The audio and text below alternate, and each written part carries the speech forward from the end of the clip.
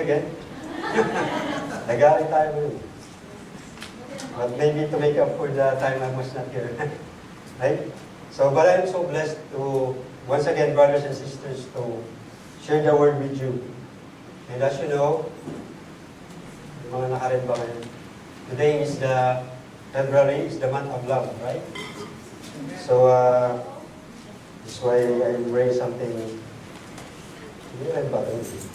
Maroon. Let's close it out. So anyway, I'm glad to be here to share the word with you, brothers and sisters. And as I said, this is the month of love, February. And what is love? You know, I hear that song, love is a very splendid thing. But here in North America, when we say love, it can give us a whole lot of meaning. It depends on how you say it, right? It's just like sa atin, in Tagalog, same thing. You can say a word, but it could have a different meaning. For example, you can say good, right? Or good, right? So it depends on how you say the word. It can have a different meaning. But in Greek, where the Bible was originally written, every love word has a different thing. Hindi siya pare-pareho. It depends on the context of the message. And we know that there are 4 in Greek, the word for love. The first one is phileo. Phileo is a kind of love where it's like a love for a brother or a sister. So it's like a friendly, a brotherly love, kind of love. So like here in the church, we have the phileo kind of love, right? And then there's another one, the eros love. Often this is the one that it's a kind of love, it's a romantic kind of love. Or that's where you get the word erotic, right? So it's a romantic kind of love. So when a man falls in love with a woman, that's a romantic kind of love, eros love, right? And now we also have the storge. Storge is love where our parents love us. So it's between a mother and a daughter, a parent to their children. So that's the kind of love. That's the storge. And the last one, but not least, is the agape kind of love. So that is the love where it's unconditional. That means you do it without any condition on your part. It doesn't say that I love you because of something that you have, but he loves you because of what you are. You know, in a marriage or in a life of us, love can evolve, right? For example, we fell in love with a woman. It's the eros kind of love, right? And then as we know the person more and more, it becomes a agape kind of love. And in some way, you love the person in spite of what he is, and the more that you know the person, right? And then when you have children, you have the storge kind of love where you love your children, right? So, and then when you get old, I hear a lot from a couple when they get old, they treat their partners as like a friend. It's like a brother or sister. So it's phileo kind of love. But I guess in a marriage, it's the combination of both, right? All of the 4, right? You have the eros, you have the phileo, you have the storge, and the agape kind of love. But today, brothers and sisters, I would like to give more emphasis on the last one, the agape kind of love, because this is the kind of love that God gave to us. This is how He loves us. Agape, the unconditional kind of love, and also a storge, like a father to a son. So the verse that I have found relevant for today, brothers and sisters, is in Luke chapter 15. So we will go to Luke chapter 15. And in this chapter, you can see that Jesus gave us 3 examples of how God the Father loves us, we humans. Because sometimes you cannot explain love by just saying it, but if you give the example, a relationship, then you will understand, right? So here he gave 3 examples. But I will read a part of it because this is too long, so I will just read a portion, which is the highlight of this chapter, I guess. It's in Luke chapter 15, verse 20 to 24. So if you can all stand up as I read the verse, as our the highlight of this chapter.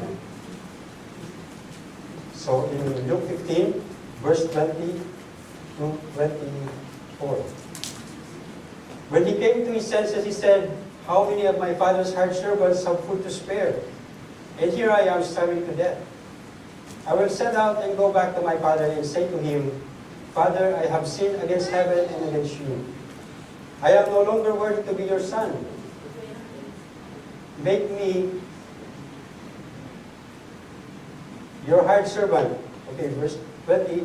So he got up and went to his father. But while he was still a long way off, his father saw him and filled with compassion for him. He ran to his son and threw his arms around him and kissed him. The son said to him, "Father, I have sinned against heaven and against you. I am no longer worthy to be called your son." But the father said to his servants, "Quick, bring the best robe and put it on him. Put a ring on his finger and sandals on his feet. Bring the fattened calf and kill it. Let's have a feast and celebrate. For this son of mine was dead and is alive again. He was lost and is found." So they began to celebrate. This is the word of God. Let us pray. Lord, thank you once again for these verses, this message that you have given us, Lord. Guide us. Give us your wisdom and understanding so that we can fully understand your message for us today, Lord, so that we can use it in our Christian life and also to help others know you more. This we pray in Jesus' name. Amen. So let's all be seated. So brothers and sisters, there are 3 examples that Jesus did.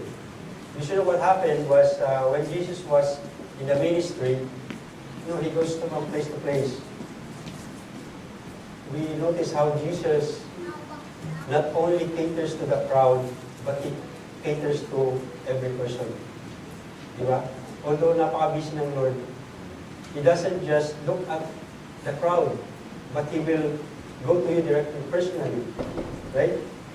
And He heard what the religious leaders are saying.